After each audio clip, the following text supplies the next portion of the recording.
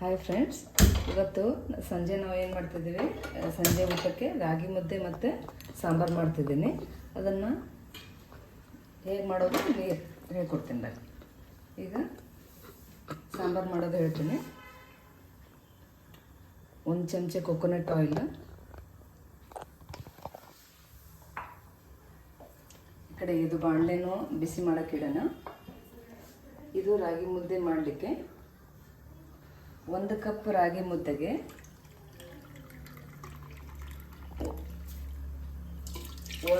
ಈ ಅಳತೆಯಲ್ಲಿ 1 ಕಪ್ ರಾಗಿ ಪೌಡರ್ ತೊಗೊಂಡಿದ್ದೀನಿ. 1 ಮತ್ತು 1 ನೀರು ಬೇಕಾಗುತ್ತೆ ನೋಡಿ. ಅಳತೆ ಮಾಡಿ ತೊಗೊಂಡಿದ್ದೀನಿ 1 ಇದು ಅಷ್ಟರೊಳಗಡೆ ಬಾಣಲೆ ಕಾಯುತ್ತೆ. ಇದರಲ್ಲಿ 1 ಚಮಚ ತುಪ್ಪ ಹಾಕೋಣ.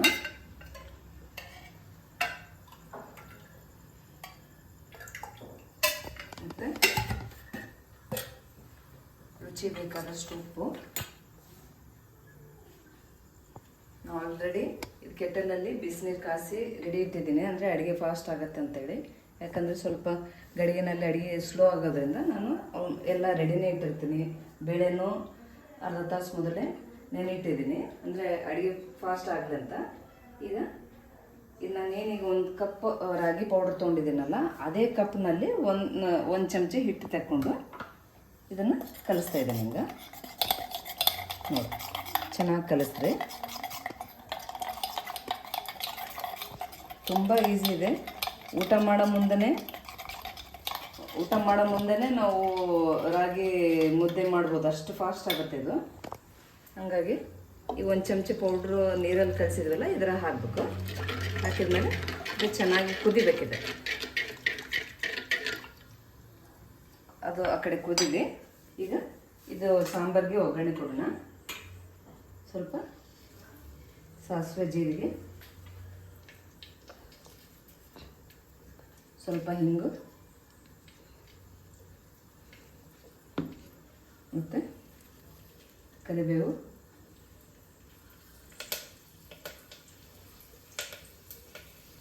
ಒಂದೆರಡು ಕೆಂಪು ಮೆಣಸಿನಕಾಯಿ ಒಗ್ಗರಣೆಗೆ ಒಂದೆರಡು ಹಾಕೋಣ.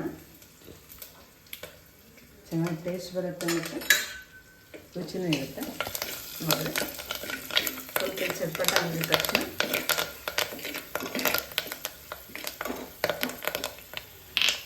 ಸ್ವಲ್ಪ ಉಳ್ಳಾಗಡ್ಡೆ ಫ್ರೈ ಮಾಡ್ಕೊಳ್ಳೋಣ.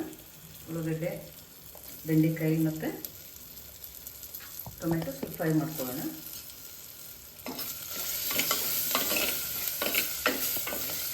ಫ್ರೆಂಡ್ಸ್, ಇದು ತುಂಬ ಗಡಿಯಲ್ಲಿ ಮಾಡಿದರೆ ತುಂಬ ಲೇಟ್ ಆಗುತ್ತೆ ಅನ್ನೋದು ತಪ್ಪು ಕಲ್ಪನೆ. ನಾವು ಈಗ ಆಲ್ಮೋಸ್ಟ್ ಗಡಿಗೆ ಯೂಸ್ ಮಾಡೋಕ್ಕೆ 2 ವರ್ಷ ಆಯಿತು. ಅದೇನು ಗಡಿ ಏನೈತಲ್ಲ, ರೆಗ್ಯುಲರ್ ನಾವು ಕಟ್ಟಿ ಒಲೆಯಲ್ಲಿ ಹೇಗೆ ಅಡುಗೆ ಮಾಡ್ತೀವಿ ಅದೇ ಥರನೂ ಈ ಸ್ಟವ್ ಮೇಲೂ ಮಾಡ್ಬೋದು. ಫಾಸ್ಟ್ ಆಗುತ್ತೆ, ಅಡುಗೆನೂ ಫಾಸ್ಟ್ ಆಗುತ್ತೆ ಮತ್ತು ರುಚಿನೂ ಇರ್ತದೆ. ಅದ್ರಾಗ ಮಾಡಿದ್ರೆ ಘಮ ಅಂತ ವಾಸನೆ ಬರ್ತದೆ. ಈಗ ಈ ಕಡೆ ನೀರು ಕುದೀತಾ ಇದೆ. ಸ್ವಲ್ಪ ಕುದೀಲಿ, ಪಳ ಅಂತ ಕುದಿಬೇಕದು. ಸ್ವಲ್ಪ ಈಗ ಒಳಗಡೆ ಒಂದು ಸ್ವಲ್ಪ ಫ್ರೈ ಆಗಿದೆ. ಈಗ ಇದರಲ್ಲಿ ಒಂದು ಸ್ವಲ್ಪ ಟೊಮೆಟೊ ಹಾಕೋಣ.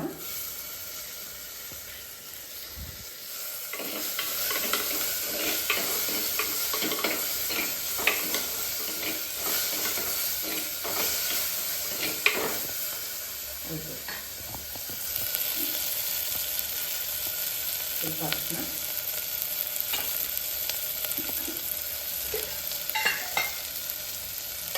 ಒಂದು ಚಮಚ ತುಪ್ಪ ಹಾಕೊಂಡಿದ್ದಾಗಲೇ 1-2 ಚಮಚ.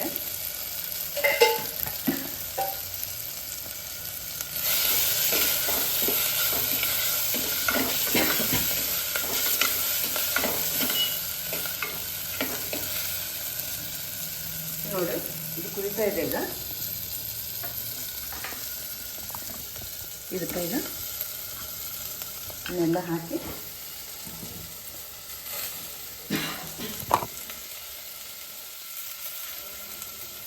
ಬೇಳೆ ಹಾಕೋಣ.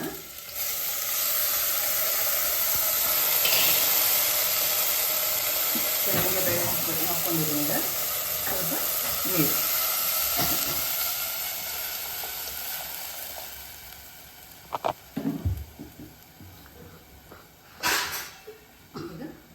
ಮುಚ್ಚೋಣ.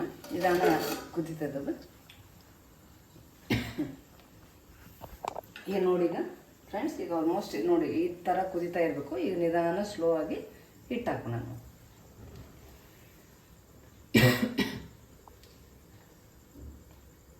ಲೋ ಫ್ಲೇಮಲ್ಲಿ ಇಟ್ಕೊಂಡು ಹಿಟ್ಟು ಹಾಕೋದು. ಹಾಕಿ ಬಿಡ್ರಿ, ಅದರಲ್ಲೇ ಒಟ್ಟ ಕೈ ಆಡಿಸ್ಬೇಡ್ರಿ.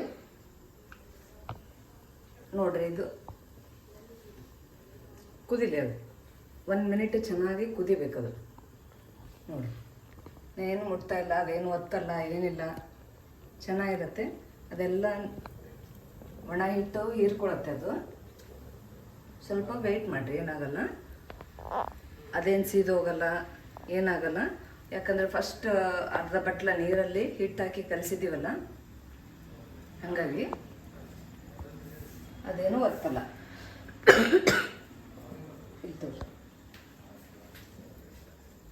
ಇಲ್ಲಿ ನೋಡಿ ಫ್ರೆಂಡ್ಸ್, ಈಗ ನೋಡಿ ಆಲ್ಮೋಸ್ಟ್ ಹಿಟ್ಟು ಒಳಗಡೆ ಹೋಗಿದೆ. ಈಗ 1 ಬಟ್ಲ ರಾಗಿ ಹಿಟ್ಟಿಗೆ 1/3 ನಾವು ವಾಟ್ರ್ ಹಾಕೋಬೇಕು. ಈಗ ಒಳಗಡೆ ಹೋಗಿದ ತಕ್ಷಣ ಎಲ್ಲ ಹಿಟ್ಟೆಲ್ಲ ಹೀರ್ಕೊಂಡಿದೆ. ಈಗ ಈ ಟೈಪ್ ಚಪಾತಿ ದಡ್ಸೋದು ಮಣಿಯಿಂದ ಇವರು ಇಲ್ಲಾಂದರೆ ಯಾವುದೇ ಕಟ್ಟಿಗೆದಿರ್ತಕ್ಕಲ್ಲ, ಅದರಲ್ಲಿ ಸ್ಲೋ ಆಗಿ ತಿರುತ್ತಾ ಹೋಗ್ಬೇಕು.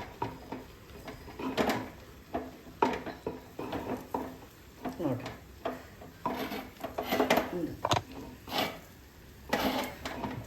ಚೆನ್ನಾಗಿ ಎಲ್ಲ ಹೀರ್ಕೊಳ್ಳೋ ಮಟ್ಟ ನೋಡ್ರಿ ಎಷ್ಟು ಫಾಸ್ಟ್ ಆಯಿತು. ಇದು ಗಡಿಗೆನಲ್ಲಿ ಅದು ಹೀಟ್ ರಿಟೆನ್ಷನ್ ಪವರ್ ಭಾಳ ಇರುತ್ತಲ್ಲ, ಹಂಗಾಗಿ ಭಾಳ ಫಾಸ್ಟ್ ಆಗುತ್ತೆ. ನಾವು ಅಂದ್ಕೊತೀವಿ ಗಡಿಗೆಯಿಂದ ಲೇಟ್ ಆಗುತ್ತೆ ಅಂತ, ಹಂಗಿಲ್ಲ. ಒಮ್ಮೆ ಗಡಿಗೆ ಕಾದಿದ ತಕ್ಷಣ ಅಡುಗೆ ಭಾಳ ಫಾಸ್ಟ್ ಆಗುತ್ತೆ. ನಮಗೆ ಹಂಗೆ ಏನಾರ ಗಟ್ಟಿ ಅನಿಸಿತು ಅಂದ್ರೇನ ಒಂದು ಸ್ವಲ್ಪ ಬಿಸಿನೀರು ಹಾಕ್ಕೋಬೋದು. ಸ್ವಲ್ಪ ಜಾಸ್ತಿ ಅಲ್ಲ, ಸ್ವಲ್ಪ ಬಿಸಿನೀರು ಹಾಕೋದು. ಇದು ಕೈ ಬಿಡದೆ ತಿರ್ಸುವಂತ ಹೋಗ್ರಿ. ಈಗ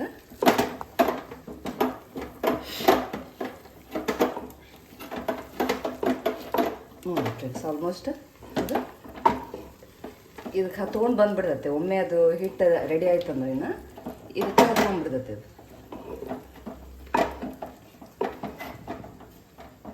ಒಮ್ಮೆ ಹಿಟ್ಟಾಗಿದ ತಕ್ಷಣ ಸಣ್ಣ ಲೋ ಫ್ಲೇಮ್ನಲ್ಲಿ ಇಡಬೇಕು.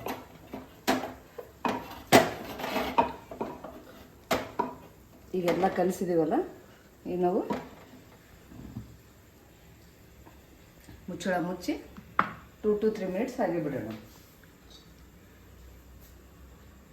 ನೋಡಿ, 2 to 3 ಮಿನಿಟ್ಸ್ ಬಿಡೋಣ. ಈಗ ಸಾಂಬಾರು ರೆಡಿ ಆಯ್ತಿಲ್ಲ ನೋಡ್ರಿ ಎಷ್ಟು ಚೆನ್ನಾಗಿ ಕುದೀತಾ ಇದೆ. ಅದು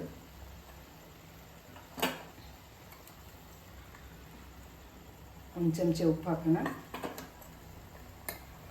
1 ಚಮಚೆ ಅಚ್ಚಕಾರದ ಪುಡಿ, ಮತ್ತು 1 to 2 table spoon sambar powder. ಈಗ ಸ್ವಲ್ಪ ಕಲಸೋಣ. ನಾನು ಫಸ್ಟಿಗೆ ಬರೀ ಒಂದೇ ಟೊಮೆಟೊ ಹಾಕಿದ್ದೆ, ಹಾಗಾಗಿ ಹುಳಿ ಕಡಿಮೆ ಇರ್ತೈತಲ್ಲ. ಸೊ ಒಂದು 2 ಚಮಚೆ ಹುಣಸೆಹಣ್ಣು ಹಾಕೋಣ. ಹುಣಸೆಹಣ್ಣು ರಸ ರುಚಿ ತಕ್ಕಷ್ಟು ಹುಣಸೆಹಣ್ಣು ಹಾಕಬೇಕು.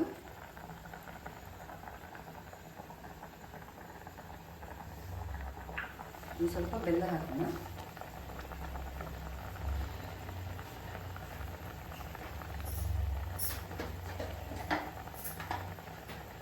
ಒಂದು ಸ್ವಲ್ಪ ಆರ್ಗಾನಿಕ್ ಬೆಲ್ಲ ಹಾಕೋಣ.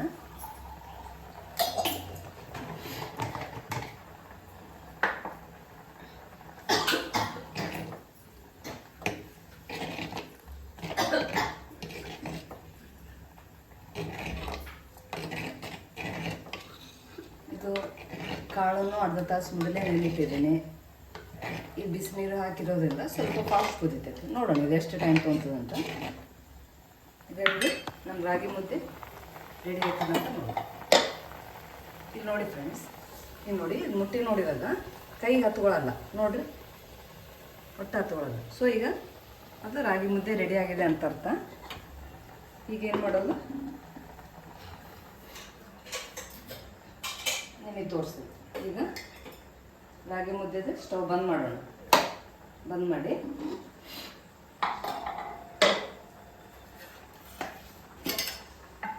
ಒಂದು ಬೌಲಲ್ಲಿ ಸ್ವಲ್ಪ ಬೇಕಾದಷ್ಟೇ ತುಪ್ಪ ಹಾಕ್ಬೋದು. ಹಾಕ್ಕೊಂಡು ಎಲ್ಲ ಕಡೆ ಹಿಂಗೆ ಸವರೋಣ ಅಂತ, ಅಂದರೆ ಎಲ್ಲಿ ಹತ್ಕೊಳ್ಳಲ್ಲ, ಹಿಟ್ಟು ಎಲ್ಲಿ ಹತ್ಕೊಳ್ಳಲ್ಲ.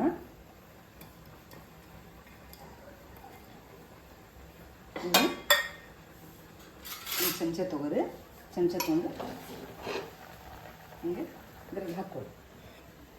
ಗಡಿಗೆ ತುಂಬ ಬಿಸಿ ಇರುತ್ತೆ, ಕೈಲಿ ಮುಟ್ಟಕ್ಕೂ ಆಗಲ್ಲ. ರಾಗಿ ಮುದ್ದೆನೂ ತುಂಬ ಬಿಸಿ ಇರುತ್ತೆ, ಕೇರ್ಫುಲ್ಲಿ ಇರಿ ಫ್ರೆಂಡ್ಸ್.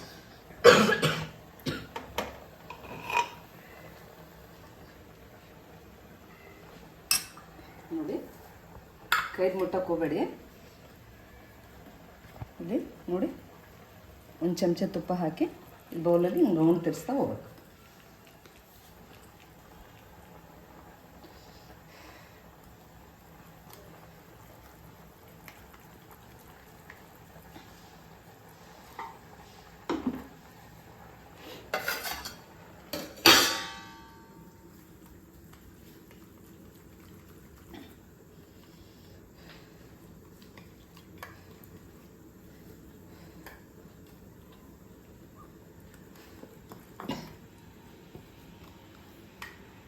ನೋಡ್ರಿ ಎಷ್ಟು ಚಂದ, ಎಷ್ಟು ಮೆದು ಇದೆ ರಾಗಿ ಮುದ್ದೆ. ಮುಟ್ಟಕ್ಕಾಗಲ್ಲ, ಇದು ತುಂಬ ಬಿಸಿ ಇದೆ.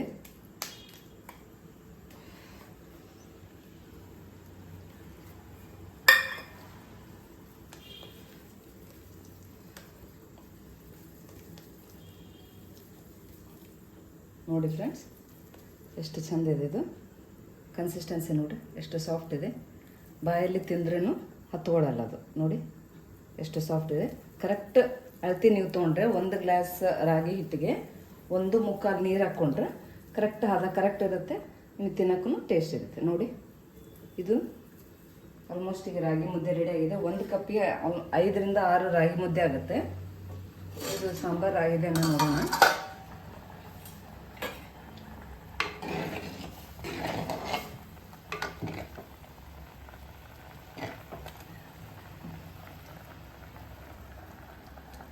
ಸಾಂಬಾರು ಟೇಸ್ಟ್ ಅಂತೂ ತುಂಬ ಚೆನ್ನಾಗಿದೆ.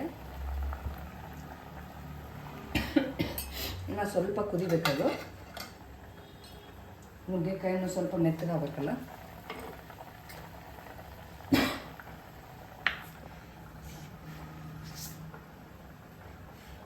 ಆಲ್ಮೋಸ್ಟ್ ಹಾಫ್ ಕುಕ್ಡ್ ಇದೆ. ಒಂದು ಸ್ವಲ್ಪ ಬೇಳೆ ಮೆತ್ತಗಾಗ್ಬಿಟ್ರೆ ಸಾಕು. ಕುಕ್ಕರಲ್ಲಿ ಮಾಡಿದ್ದ ಅಡುಗೆಕನ್ನ ಗಡಿಗೆನಲ್ಲಿ ಮಾಡಿದ್ದು ಅಡುಗೆ ತುಂಬ ಟೇಸ್ಟ್ ಇರುತ್ತೆ. ನಾ ಎಲ್ಲರಿಗೂ ಅದನ್ನೇ ಹೇಳ್ತೇನೆ, ಅಲ್ಯೂಮಿನಿಯಂ ಕುಕ್ಕರು ಅವನ್ನೆಲ್ಲ ಯೂಸ್ ಮಾಡಬೇಡ್ರಿ. ಅದ್ರ ಬದಲು ಕಡಿ ತಂದ್ಕೊಳ್ರಿ. ಮೊದಲೇ ಇವನ್ನೆಲ್ಲ ಕಾಳಿಗೆ ಎಲ್ಲ ಮೊದಲೇ ನೆನೆಸಿಟ್ಕೊಂಡ್ಬಿಟ್ರೆ ಅಡುಗೆ ಸ್ವಲ್ಪ ಫಾಸ್ಟ್ ಆಗುತ್ತೆ. ನೋಡ್ರಿ, ಆಲ್ಮೋಸ್ಟ್ ಇಟ್ಟೆ ಒಂದು 5 ನಿಮಿಷ ಆಯಿತು, ಆಲ್ರೆಡಿ ಕುದ್ದಿದೆ ನೋಡಿರಿ. ಇನ್ನೊಂದು 5 ಮಿನಿಟ್ಸ್ ಬಿಡೋಣ. 5 ನಿಮಿಷ ನಂತರ ಅದು ಹೆಂಗಿದೆ ಮತ್ತೆ ಹೇಳ್ತೀನಿ ಫ್ರೆಂಡ್ಸ್. ಈಗ 5 ಮಿನಿಟ್ಸ್ ಆಯಿತು ಕುದಿಯೋಕ್ಕೆ. ನೋಡಿರಿ, ಆಲ್ಮೋಸ್ಟ್ ಎಲ್ಲ ಕುದ್ದಿದೆ. ಎಷ್ಟು ಚೆನ್ನಾಗಿ ಕುದ್ದಿದೆ ನೋಡಿ. ಬೇಳೆನೂ ಕುದ್ದೈತಿ ಮತ್ತು ನುಗ್ಗೆಕಾಯಿ ಕುದ್ದಿದೆ. ತುಂಬ ಮಸ್ತ್, ರುಚಿನೂ ಭಾಳ ಚೆನ್ನಾಗೈತಿ. ಘಮ ಘಮ ಅನ್ನಾಗತ್ತೈತಿ ಗಡಿಗೆ ಮಾಡಿರೋದ್ರಿಂದ. ಸಾಂಬಾರು ರೆಡಿ ಆಯ್ತು ಈಗ. ಮತ್ತು 1 ಕಪ್ ರಾಗಿ ಹಿಟ್ಟಿಗೆ ಈ ಸೈಜಲ್ಲಿ 4 ರಿಂದ 5 ರಾಗಿ ಮುದ್ದೆ ಆಗಿದೆ. ಈಗ ಬಿಸಿ ಬಿಸಿ ರಾಗಿ ಮುದ್ದೆ ಮೇಲೆ ತುಪ್ಪ ಹಾಕ್ಕೊಂಡು ಸಾಂಬಾರು ಹಾಕ್ಕೊಂಡು ತಿಂದು ನೋಡೋಣ ಹೇಗಿದೆ.